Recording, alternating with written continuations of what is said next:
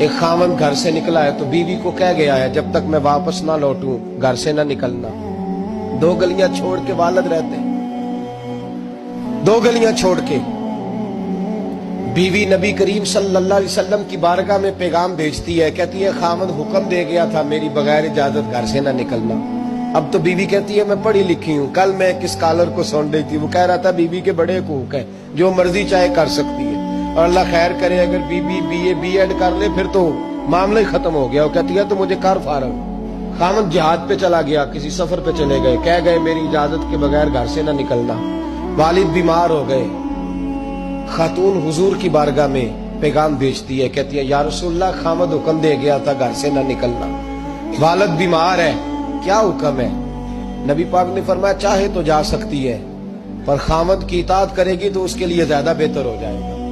2-4 دن کے بعد پھر پیغام بھیجتی ہے, کہتی ہے محبوبہ باپ شدید بیمار ہے, حکم کیا ہے؟ نبی پاک نے